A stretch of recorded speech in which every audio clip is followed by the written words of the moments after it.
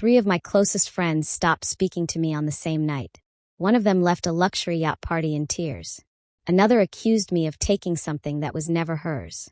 And the third looked me directly in the eyes and asked a question that ended a friendship we'd spent 15 years building. The strange part? None of it started because of money. At least not directly. It started because of a billionaire. A billionaire who could have chosen anyone. And somehow chose me. My name is Nyla Bennett, and I was 33 years old the summer a beach vacation in Florida turned into the most complicated week of my life. 6 days earlier, I had been sitting alone at my kitchen table in Atlanta staring at an unfinished project report and trying to convince myself not to cancel a trip I'd helped plan for almost 2 years. I had deadlines, meetings, clients, the usual excuses. The truth was simpler than that. I was tired, not physically tired, soul tired, the kind of tired that settles into a person after years of being dependable, years of being the responsible one. The friend who always remembered birthdays. The daughter who called first. The employee who stayed late. The woman everyone could lean on because nobody ever stopped to ask what happened when she needed someone to lean on. I was halfway through drafting a cancellation text when my phone rang. It was Eden, and the second I saw her name, I knew I wasn't getting out of this. "Nyla," she said before I could even say hello. "If you cancel this trip, I swear I will personally drive to Atlanta and throw that laptop into traffic." I laughed. She didn't. "We have been planning this vacation for 2 years. "I know. No, you don't know. Because if you knew, you wouldn't still be working at 11 o'clock at night." She wasn't entirely wrong. The trip had started as a joke. 5 friends in their 30s trying to prove they still knew how to relax. Then life happened. Jobs, relationships, promotions, breakups, schedules. Every year we postponed it. Every year something came up. Until finally everything aligned. Flights booked. Villa reserved. Vacation approved. There was no good reason not to go. Except the one I couldn't explain. Sometimes when you've spent long enough carrying responsibility, rest starts feeling irresponsible. I didn't tell Eden that. I just promised I'd be there. Then I packed my suitcase. 3 days later I landed in Florida. I still remember standing outside the villa with my carry-on bag hanging from one shoulder. The place looked like something wealthy people rented in movies. Floor-to-ceiling glass. Private beach access. An infinity pool overlooking the Gulf. White balconies stretching toward the ocean. I almost turned around and checked the address again because there was no way we'd actually booked this place. Then I heard Tasha screaming from the balcony. Nyla Bennett finally showed up.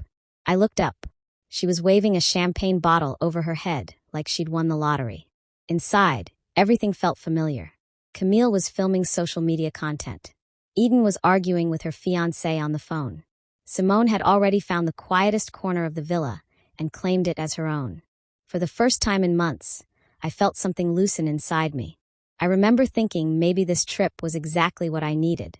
What I didn't know was that less than 24 hours later, a man would walk down the beach and quietly change everything. Not just for me, for all of us. Because sometimes a single person enters a room and reveals things that were already there. Jealousy, loneliness, competition, secrets. The billionaire wasn't the problem. The problem was what happened after he arrived. Welcome back to Super Stories, where ordinary women face extraordinary situations and discover that the people who underestimate them are often the ones who understand them the least. If you enjoy stories filled with friendship, betrayal, unexpected romance, quiet strength, and dramatic twists, make sure you subscribe and leave a comment below. Now let me tell you about the day Ethan Carter walked onto a Florida beach and accidentally started a war between 5 friends. The first morning of vacation felt almost suspiciously peaceful. I woke up before everyone else. That wasn't unusual. I've always been an early riser. Even on vacation, my body seemed incapable of sleeping past sunrise. The villa was silent. No music. No voices. No notifications demanding something from me. Just the distant sound of waves rolling onto the shore. I made coffee as quietly as I could and stepped outside onto the patio. The air smelled like salt water and sunscreen even though nobody was awake yet. For nearly an hour, I sat there alone watching the sun rise over the Gulf. It was beautiful. The kind of beautiful that reminds you how much life exists beyond deadlines and email inboxes. I didn't know it at the time, but I wasn't the only person awake.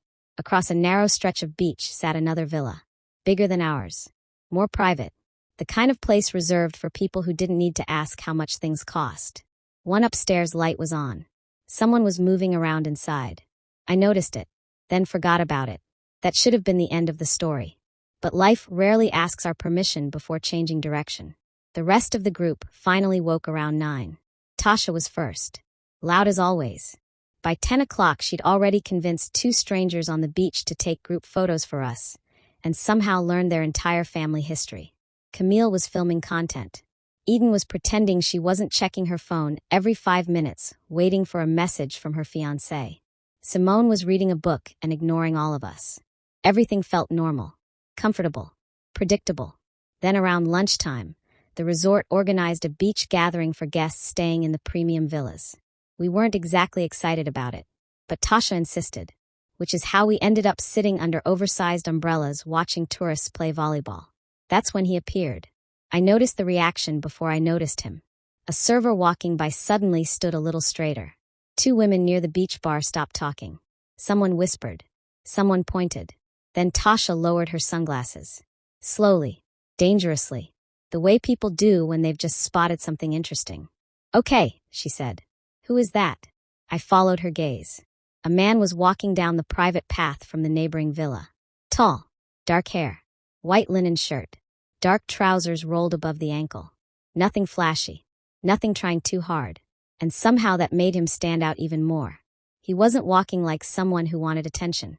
He was walking like someone who had spent years getting it whether he wanted it or not. Camille immediately sat up straighter. "Oh," that was all she said. Just one word. But I knew what it meant. Eden looked up from her phone. Simone lowered her book. Even she was curious.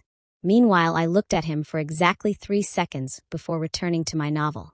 Because while everyone else was studying him, I was studying a mystery novel that was considerably more interesting. At least that's what I thought.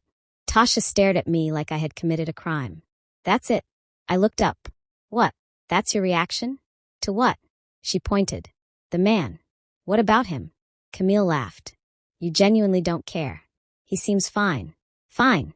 Tasha nearly choked. "Fine." The man continued walking toward the water, never looking our way, never acknowledging the attention. And somehow that made everyone more interested. Everyone except me. I went back to reading. What I didn't realize was that someone had looked in our direction. Just once. Briefly. Long enough to notice the only woman on the beach who wasn't watching him. And sometimes that is exactly where curiosity begins. The rest of the afternoon passed normally. Or at least it seemed normal. But later that evening, the resort manager approached our group with an invitation. There would be a private beachfront dinner. A small gathering. A few guests from the premium villas. Excellent food. Ocean views. An intimate atmosphere. Before any of us could answer, Tasha accepted for everyone. Naturally. What none of us knew was that the man from the neighboring villa would be sitting at that table. And by the end of the night, one small act of kindness would change the way he saw me forever. Stay with me. Because this is where things start getting complicated. That evening, the beach looked like something out of a luxury magazine. A long dining table had been set directly on the sand. Soft lights hung overhead. Candles flickered against the ocean breeze. The waves rolled in and out behind us like they were part of the soundtrack. There were only 8 guests in total. Small enough that everyone would eventually talk to everyone else. Large enough that nobody could hide completely. I remember arriving with the other women and immediately noticing the seating arrangement. The man from the beach was already there, seated halfway down the table. Calm, quiet, perfectly comfortable sitting alone. The resort manager, Patricia, greeted everyone with a smile. Then she made the introductions. And that's when we learned who he was. Ethan Carter. The name meant nothing to me, at least not immediately. But judging from the expressions around the table, it meant something to everyone else. Patricia continued. Ethan is the founder and majority owner of Carter Global Holdings. A few people nodded. One guest nearly dropped his wine glass. And suddenly I understood. The man wasn't just wealthy. He was billionaire wealthy. The kind of wealthy people write articles about. The kind of wealthy that changes the way strangers speak to you. I watched several people at the table instantly become more interested in everything he had to say, including some of my friends, especially Camille. Now let me be clear. Camille wasn't shallow. None of us were. But Camille was beautiful, successful, and confident. She was used to attracting attention. And Ethan Carter looked like the kind of man who attracted attention right back. Naturally, she introduced herself first. Smoothly. Effortlessly. The way Camille always did. Ethan was polite. Interested. Friendly. But something felt off. Not bad. Just neutral. Like a man having a pleasant conversation. Nothing more. Then Eden joined in. Then Simone. Then Tasha. Everyone got the same version of Ethan. Respectful. Charming. Attentive. But emotionally impossible to read. Meanwhile, I mostly listened. I wasn't trying to be mysterious. I simply didn't have much to add to conversations about private equity firms and luxury real estate investments. I preferred listening anyway. People reveal more when they think nobody is paying attention. The dinner moved along comfortably. Until something happened. One of the servers, an older woman who looked exhausted from a long shift, reached for a large serving tray. The tray slipped. Not dramatically. Not enough to create a scene. But enough. Several plates crashed into the sand. Silverware scattered. The woman froze. The entire table froze with her. You know those moments. Those awkward social moments where everyone waits for somebody else to react first. Nobody wants to make things worse.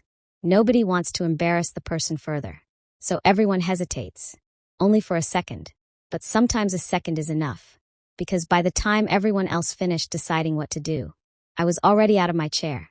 I crouched beside the server, helped gather the utensils, picked up the plates, and quietly told her something my father used to say whenever I made mistakes as a kid.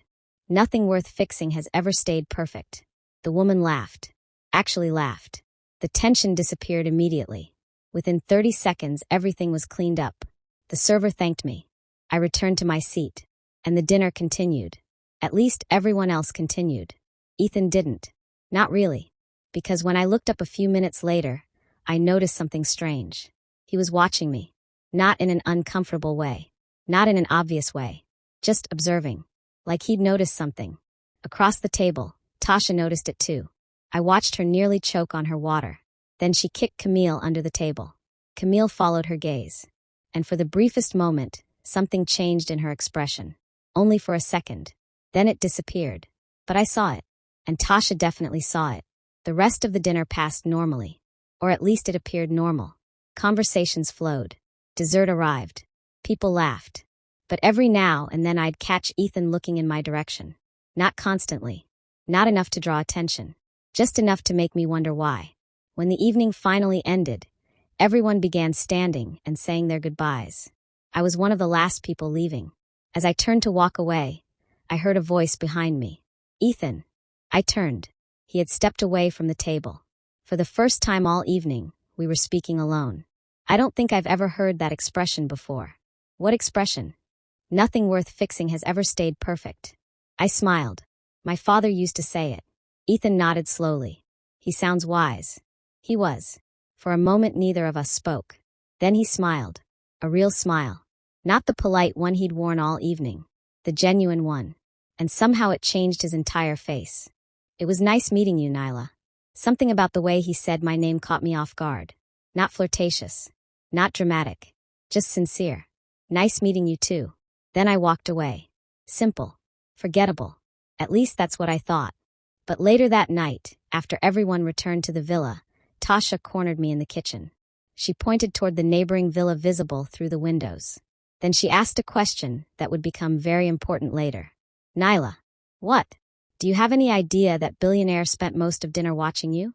I laughed. She didn't. And for the first time since arriving in Florida, I started wondering if she might be right.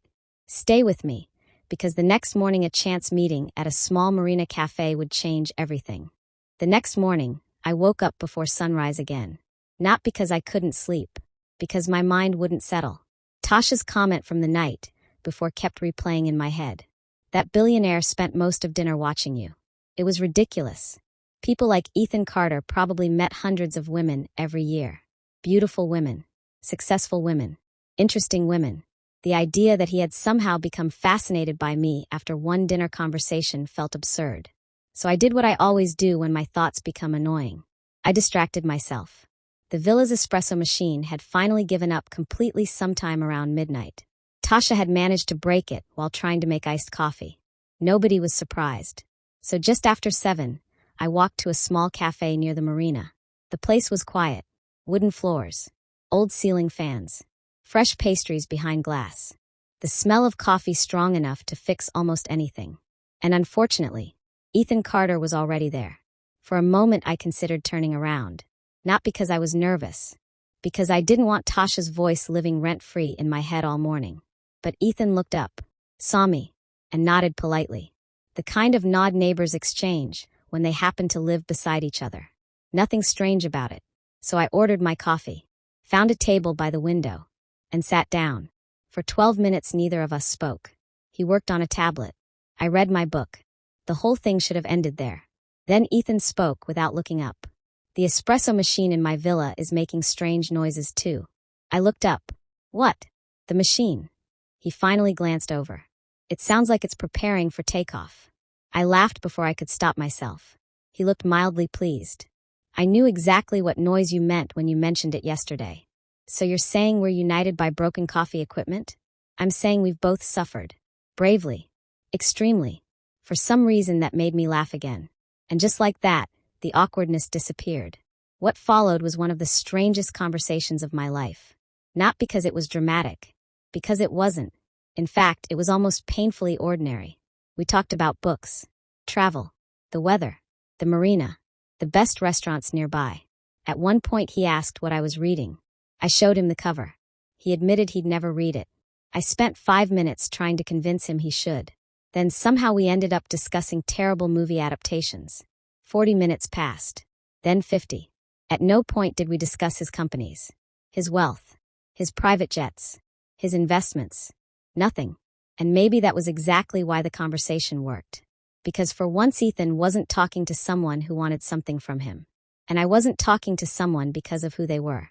I was simply talking to a person. Eventually I glanced at my watch. Oh no. What? My friends. Ethan looked confused. What about them? If I've been gone this long, Tasha has already created 3 conspiracy theories. That actually made him laugh. A real laugh. Not a polite one. The sound surprised both of us. I stood and picked up my bag. I should go. Ethan nodded. Probably. Then something strange happened. Neither of us moved. Just for a second. The conversation had reached one of those natural endings that somehow doesn't feel finished. Finally I smiled. It was nice seeing you. You too, Nyla. Then I walked out of the cafe. Simple. Normal. Nothing dramatic. At least from my perspective. What I didn't see was Ethan remaining exactly where he was after I left. Looking at the door. Not returning to his tablet. Not finishing the document he'd been reviewing. Just sitting there. Thinking. Meanwhile, I returned to the villa. The second I walked through the door, 4 women looked up simultaneously. The reaction was immediate. And suspicious. Tasha narrowed her eyes. Camille stopped scrolling her phone. Eden sat up straighter. Even Simone lowered her book. I stopped walking. What? Nobody answered. They simply stared. Finally Tasha spoke. Where have you been? Getting coffee. By yourself? Yes. She pointed dramatically. She's lying. I'm standing right here. Then explain why you're smiling. I blinked. What? You never smile after getting coffee. That's insane. It's not insane, Eden said. It's actually a little suspicious. I looked toward Simone for support. She slowly turned a page in her book. Then said without looking up. You're smiling. Traitor. For the next 10 minutes, I endured what felt like a criminal interrogation. Eventually they gave up. Mostly because I genuinely had nothing exciting to tell them. I had coffee. I talked to Ethan. That was it. Or so I thought. Because later that afternoon, while I was reading alone near the beach, I looked up and saw Ethan walking toward the shoreline. Halfway there, he spotted me. Then he raised one hand. A small wave. Nothing dramatic. Nothing anyone else should have noticed. Unfortunately, Tasha noticed. And so did Camille. The wave lasted less than 2 seconds. But something shifted in the atmosphere immediately afterward. Tiny. Almost invisible. The kind of thing most people wouldn't catch. But I did. Because Camille smiled. And somehow the smile looked forced. Just for a moment. Then it disappeared. The conversation continued. The beach remained beautiful. Everything looked normal. But beneath the surface, something had begun to change. And none of us realized how much damage that small change would eventually cause. After the coffee shop, Ethan and I kept running into each other. At first, it felt accidental. The beach before sunrise. The fruit stand near the resort entrance. The marina walkway. The quiet corners everyone else seemed too busy to notice. Then after the fourth or fifth coincidence, even I had to admit something. The resort wasn't that big. And somehow Ethan Carter and I kept ending up in the same places. Not because either of us was trying. At least that's what I told myself. One morning I found him sitting alone near the water before dawn. The beach was empty. The sky still dark. I was carrying coffee. He was carrying nothing. "You're awake early again," he said. "So are you. That's different." "How?" He looked toward the ocean. "I'm awake because I have problems." I laughed. "What makes you think I'm not awake for the same reason?" That started a conversation that lasted nearly an hour. Another morning we met at the fruit stand near the resort entrance. I was buying strawberries. He was buying oranges. The elderly woman running the stand looked between us and smiled. The kind of smile older women give people when they've already decided what's happening before anyone else has. Neither of us acknowledged it. That afternoon we crossed paths at the marina. The following evening, we ended up talking across the neighboring balconies overlooking the water. That conversation lasted almost 2 hours. And unlike the earlier ones, it wasn't small talk anymore. Somewhere along the way, the subjects changed. We started talking about many things: family, responsibility, success, loneliness, the strange pressure of becoming a person everyone depends on. At one point, Ethan asked me something no one had asked in years. When was the last time you did something entirely for yourself? I opened my mouth, then closed it, because I genuinely didn't know. That answer seemed to interest him more than what I had done. The ocean moved quietly beneath us. The rest of the villa had already gone to sleep. For a long moment, neither of us spoke. Then Ethan said something that stayed with me. "You spend a lot of time taking care of other people." I looked at him. "That's a criticism?" "No." His voice was calm. "It sounds exhausting." Nobody had ever said it like that before. Most people called it responsibility, dependability, maturity. Ethan called it exhaustion. And somehow that felt closer to the truth. Inside the villa, however, things were becoming complicated. Not dramatic, not yet, but complicated. Tasha noticed everything. Naturally, she was treating the entire situation like her favorite television show. One afternoon, she flopped down beside me near the pool. "He likes you." I sighed. "We've discussed this." "No, you've avoided discussing this." "Tasha, I'm serious." She pointed toward the neighboring villa. "He looks at you like you're the only interesting person in Florida." I buried my face in my book. Unfortunately, she wasn't the only one paying attention. Eden had started making comments too. Small comments. The kind that sound harmless until you hear enough of them. Men like Ethan always have a type.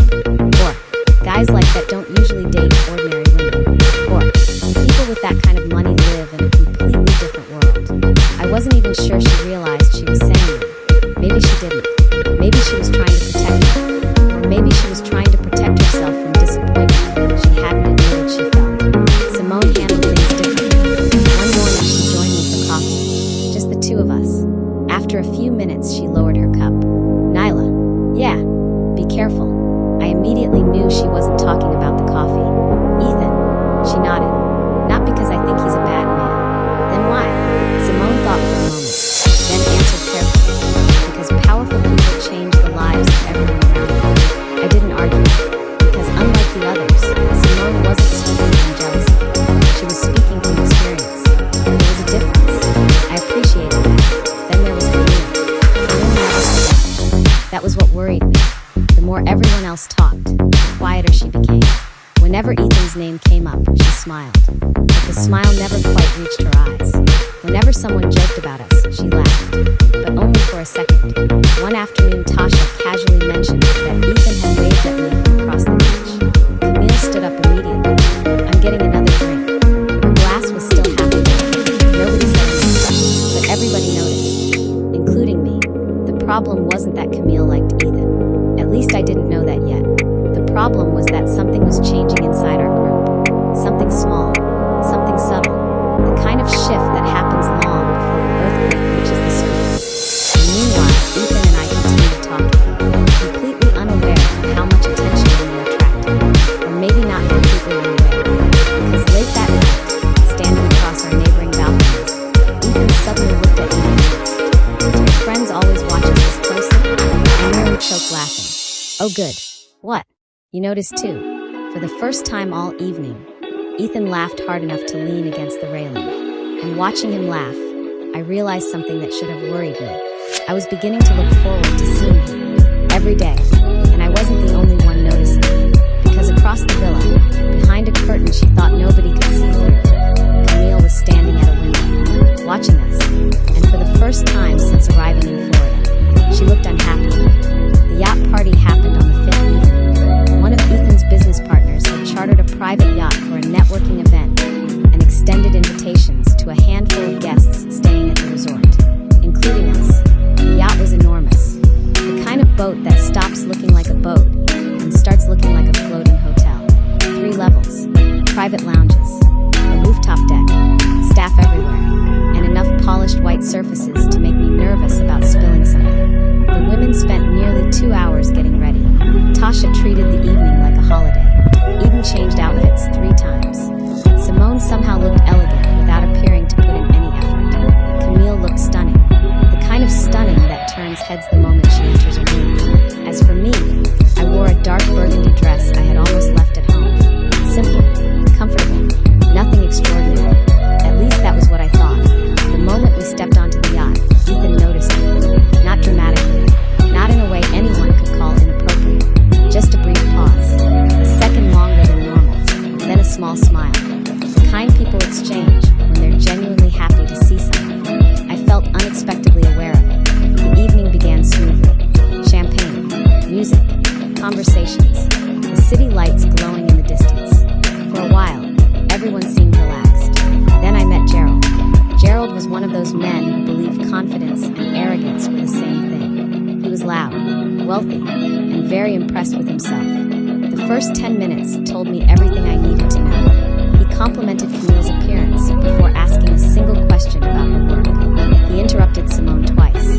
He spent 15 minutes talking about his own achievements, and he somehow managed to make every conversation circle back to himself.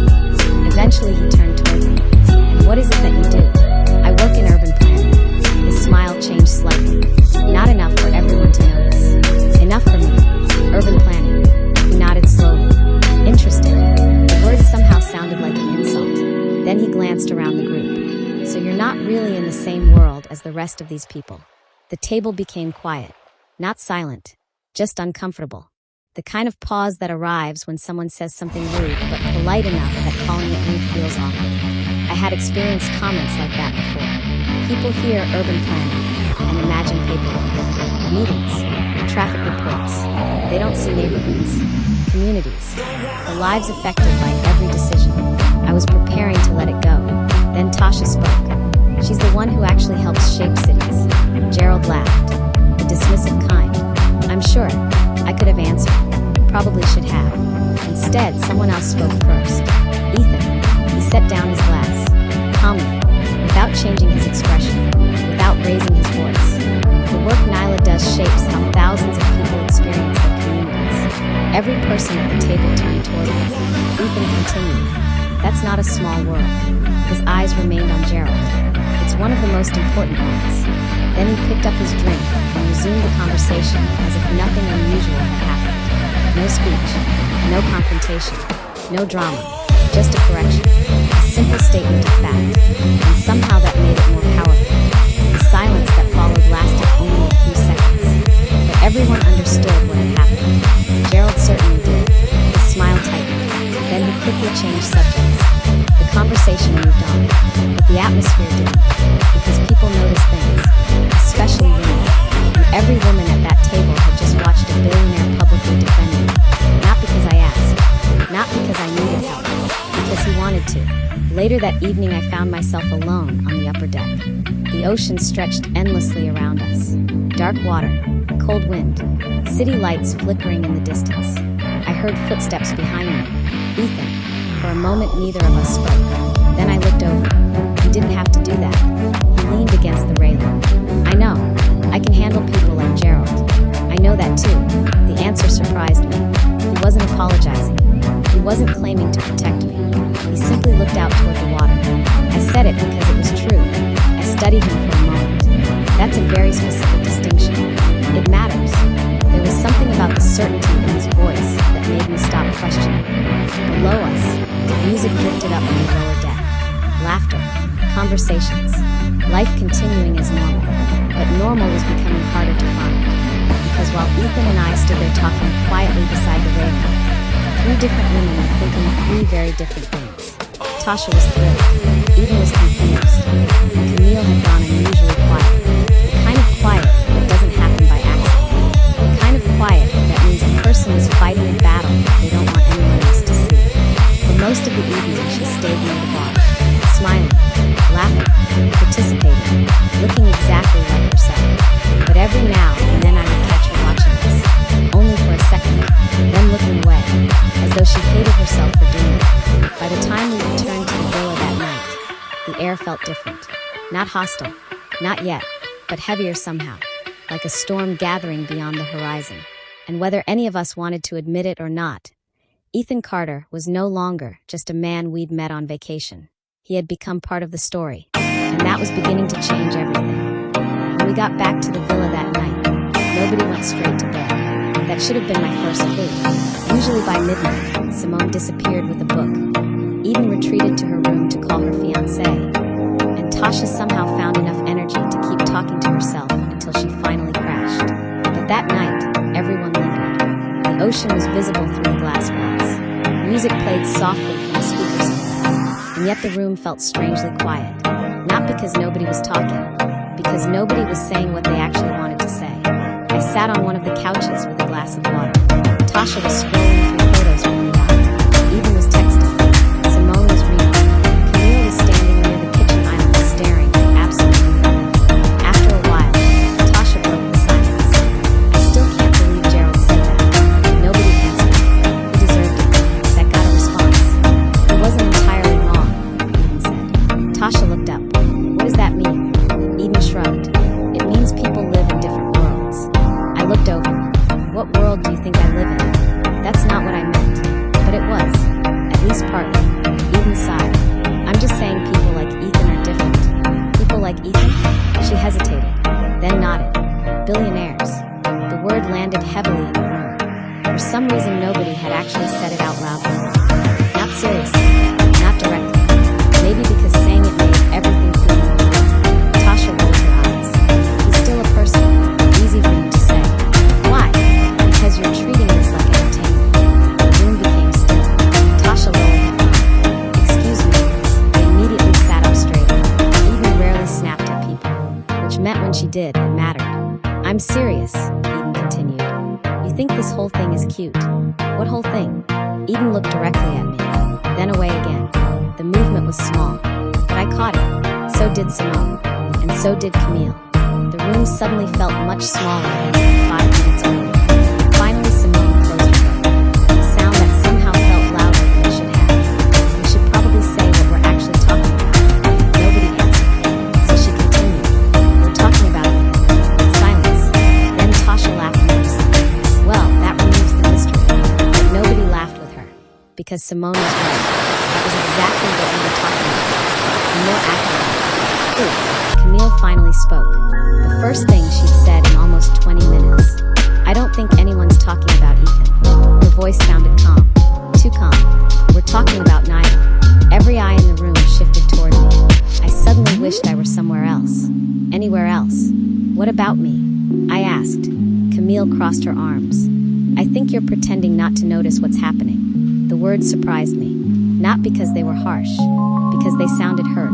I looked at her carefully. What do you think is happening? She laughed softly. Not happily. Come on, Nyla. I'm serious. I know. For a moment, neither of us spoke. Then Camille sat down across from me. And something in her expression finally cracked. Only a little. Just enough. You really don't see it, do you? See what? The way he looks at you. The room went completely silent. Nobody moved. Nobody interrupted. Camille swallowed. Then continued.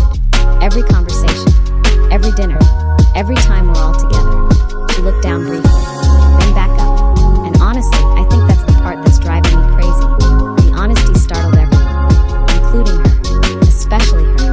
For a second, she looked like she wished she could take the words back. But it was too late. They were already sitting between us. Real, visible, impossible to ignore.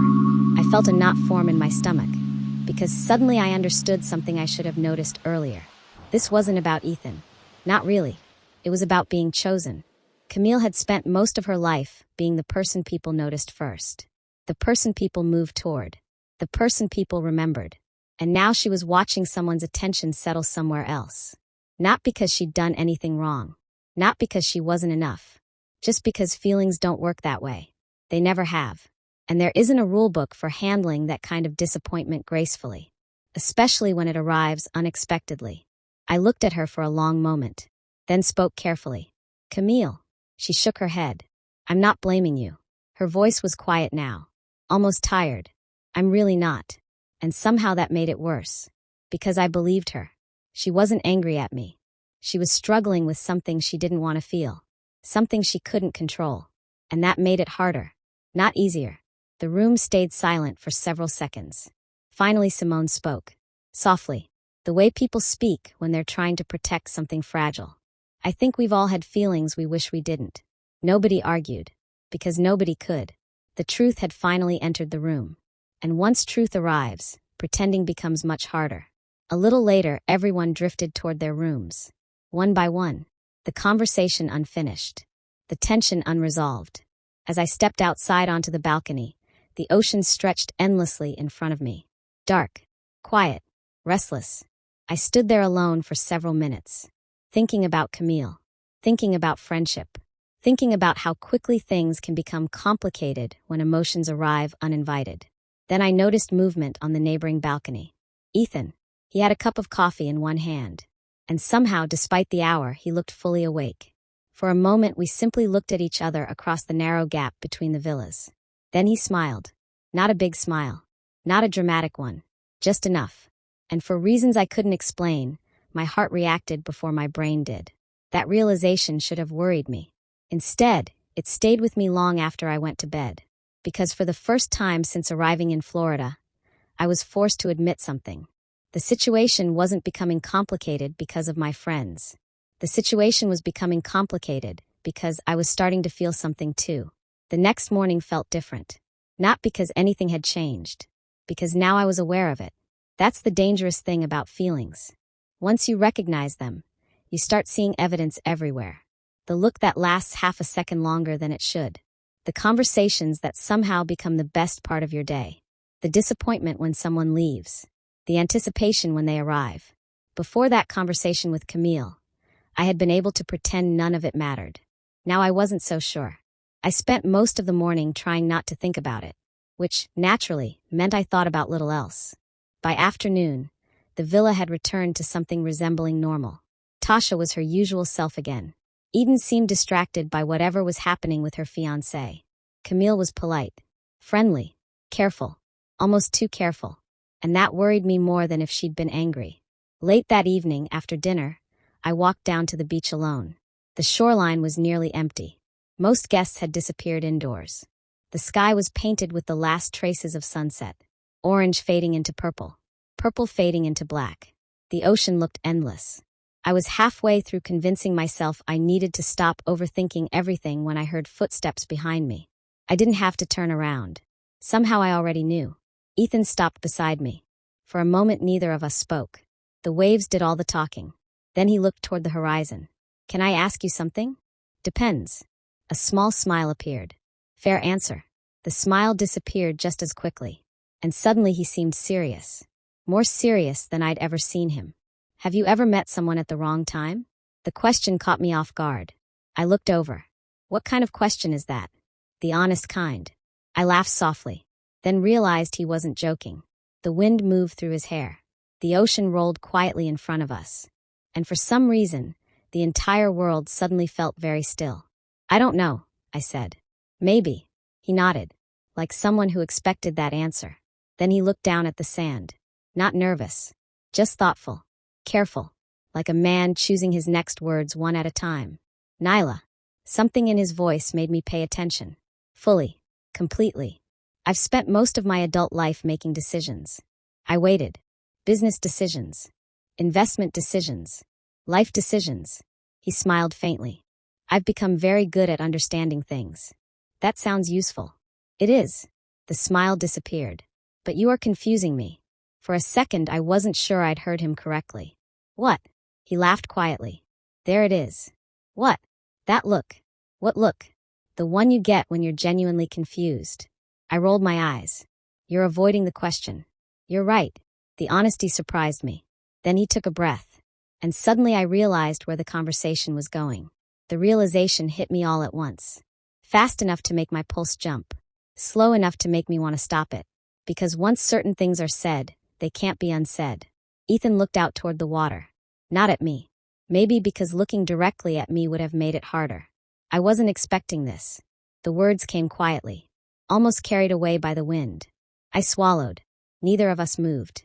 Neither of us interrupted. I wasn't looking for anything. He laughed softly.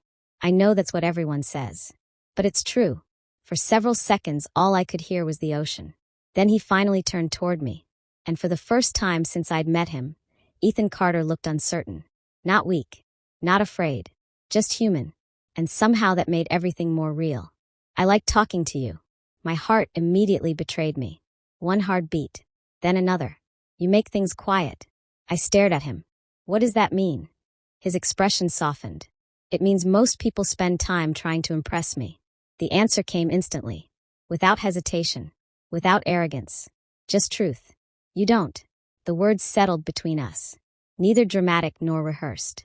Which somehow made them stronger. I looked away first. Toward the ocean. Toward anything that wasn't him. Because suddenly breathing felt harder than it should. For a long moment neither of us spoke. Then Ethan said the one thing I wasn't prepared to hear. I leave in 2 days. There it was. The reality we'd both been avoiding. Vacation wasn't real life. Florida wasn't real life. This bubble we'd been living inside had an expiration date. I felt the disappointment before I could hide it. And unfortunately, so did he. A small smile touched his face. You don't have to look that sad. I laughed despite myself. I'm not sad. Liar.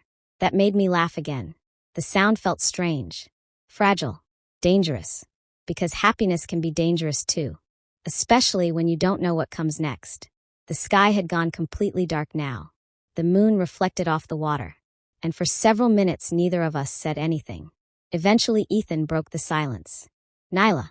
Yeah. His eyes met mine. And this time he didn't look away. I think meeting you is becoming a problem. The words landed somewhere deep inside me. What kind of problem? For the first time all evening he smiled. Not carefully. Not politely. The real smile. The one I was beginning to recognize. The kind I don't want to solve. Everything inside me went quiet. The ocean. The wind. The beach. For one impossible moment.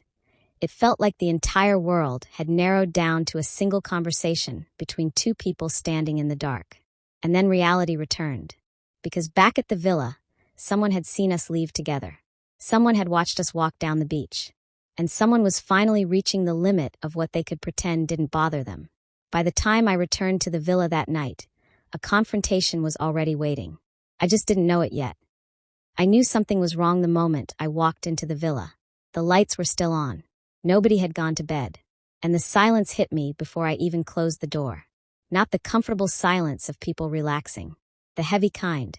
The kind that settles into a room after something important has already been discussed. Tasha was sitting on the couch. Not scrolling through her phone. Not talking. Just waiting. Simone sat nearby with a book open in her lap, though she clearly wasn't reading it. Eden was standing by the kitchen island. Arms crossed. Expression unreadable. And Camille was staring out at the ocean through the glass wall. She didn't turn around when I entered. My stomach tightened. Nobody spoke for several seconds. Then Tasha finally broke. I hate this. Everyone looked at her. She threw her hands into the air. I hate whatever this is. Nobody argued. Because everyone knew exactly what she meant. I set my sandals beside the door. What happened? Eden laughed. Not because anything was funny. Because she was frustrated. Nothing happened. That answer told me everything. Something had definitely happened. I looked toward Simone. She sighed, the exhausted sigh of someone who had spent the last hour trying to keep peace. Then Camille finally turned around, and the expression on her face made my chest hurt. Not anger, not bitterness, sadness, which was somehow worse, because sadness is harder to defend yourself against. I think we need to talk. Her voice was calm, too calm. I sat down slowly. Nobody else moved. The ocean crashed softly outside. The sound filled the spaces between our words. For a moment, Camille simply looked at me. Then she laughed softly. At herself. I feel ridiculous. Nobody interrupted. I actually hate that I feel this way. The room remained silent. Then she looked directly at me. I liked him. There it was. No more dancing around it. No more pretending. Just truth. Simple and painful. The words hung in the air. Camille lowered her eyes briefly. Then continued. I know that's stupid. It isn't, I said quietly. She smiled sadly. Maybe not. For a moment her composure almost slipped. Then she regained it. I just didn't expect it. Neither had I. The thing about feelings is they rarely arrive with permission. And they certainly don't ask whether the timing is convenient. Camille took a breath. Then looked back up. I kept telling myself it would pass. Nobody spoke. I told myself he was just being friendly. Another pause. I told myself I was imagining it. The smile returned. Smaller this time. More tired. Then I realized I wasn't imagining anything. The room became very still. Because everybody knew what she meant. Everybody. Even me. I opened my mouth. Closed it again. I had no idea what to say. How do you respond when someone you care about admits they're hurting? Especially when you're part of the reason. Before I could figure it out, Eden suddenly spoke. And what she said surprised all of us. I wasn't jealous of Ethan. Every head turned toward her, including Camille's. Eden stared at the countertop, then laughed once. Embarrassed. I was jealous of you. I blinked. What? She looked at me. Really looked at me. You seemed happy. The confession landed almost as hard as Camille's. Eden shook her head. My relationship has been falling apart for months. Nobody said anything, because we'd all suspected it. But hearing it out loud was different. I kept watching you two together. She swallowed. And every time I did, I kept thinking. Her voice softened. Why did she get something simple? The honesty in the room was becoming overwhelming. Not dramatic. Just real. The kind of real adults spend years avoiding. Across from us, Simone quietly closed her book. The sound seemed louder than usual. Then she smiled. Not happily. Just knowingly. You know what's funny? Nobody answered. We spent the whole week acting like Ethan was the problem. A few people laughed. Even Camille. Even Eden. Because Simone was right. Ethan had never created the conflict. He had simply exposed things that already existed. Insecurities. Loneliness. Unspoken fears. Questions nobody wanted to ask themselves. The billionaire hadn't broken anything. He'd revealed cracks that were already there. For a long time nobody spoke. Then Camille looked at me again. And this time there was no sadness in her expression. Just honesty. I don't blame you. I believed her. That was the strange thing. I genuinely believed her. Because by now none of this was really about Ethan anymore. It was about friendship. And whether friendship could survive uncomfortable truths. I stood up, walked across the room, and hugged her. For a second she froze. Then hugged me back. The tension broke immediately. Not completely. Healing never works that fast. But enough. Enough to breathe again. Enough to remember why we'd been friends for so long. Across the room, Tasha wiped at her eyes. Then immediately pointed at everyone. Nobody say anything. That made us laugh. Even Simone. Even Eden. And for the first time all evening, the villa felt like ours again. Later that night, after everyone had finally gone to bed, I sat alone on the balcony looking out at the water. Thinking about friendship. Thinking about honesty. Thinking about how close we had come to letting silence do permanent damage. The ocean stretched endlessly into the darkness. And somewhere in the neighboring villa, Ethan Carter was probably awake too. But for the first time since arriving in Florida, he wasn't the thing occupying my thoughts. My friends were. Because long after vacation ends, long after romance changes shape, the people who know your worst moments and stay anyway are rare. And I suddenly understood how close I had come to losing them. The next day would be our last full day in Florida.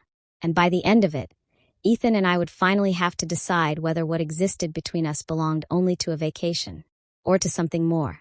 I knew something was wrong the moment I walked into the villa. The lights were still on. Nobody had gone to bed. And the silence hit me before I even closed the door. Not the comfortable silence of people relaxing. The heavy kind. The kind that settles into a room after something important has already been discussed. Tasha was sitting on the couch. Not scrolling through her phone. Not talking. Just waiting. Simone sat nearby with a book open in her lap, though she clearly wasn't reading it. Eden was standing by the kitchen island. Arms crossed. Expression unreadable. And Camille was staring out at the ocean through the glass wall. She didn't turn around when I entered. My stomach tightened. Nobody spoke for several seconds. Then Tasha finally broke. I hate this. Everyone looked at her. She threw her hands into the air. I hate whatever this is.